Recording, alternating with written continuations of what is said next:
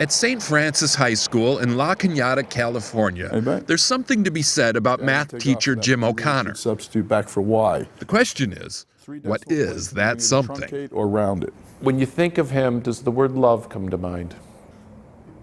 Obviously not. He's very, For whatever reason, none of these kids would tell me what they really think of him. Oh, what's the word? Yeah, none of the boys have come in here and said, oh God, we have hated him, at times. Nobody said that. I wonder why. He's going to be seeing this, right? Oh, yeah, that's why. Truth is, Mr. O'Connor can be a bit of a drudge. You don't know what you're doing. But the 70-year-old Vietnam vet says he's not here to entertain his students. It drives me crazy when people say school should be fun. I mean, it's nice if it could be, but you can't make school fun.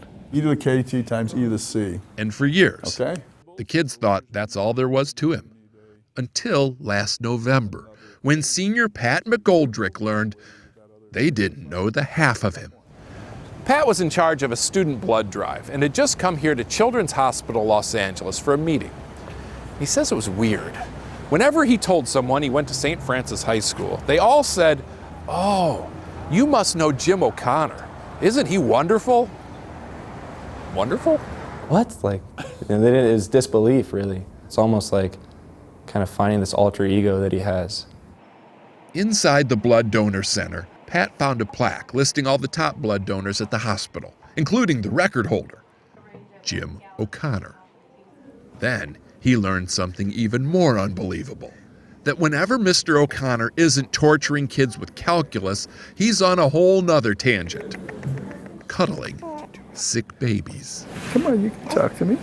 3 days a week for the past 20 years, Jim has volunteered here, stepping in when parents can't to hold, feed, and comfort their children. Solo. Nurse Erin Schmidt says he's invaluable. They tend to calm for him. They tend to relax with him. They fall asleep with him. I just like them and relate to them somehow. Is that a smile? Jim's never been married. He has no kids of his own. Yeah. But he has fallen hard for these babies. I don't want to see him alone. You can't do that. You're not a tough guy at all. I know, but don't tell my students. If you do the calculation. Sometimes you think you know someone, but you don't have the slightest. Sometimes you think you're learning calculus, but the real lesson is life.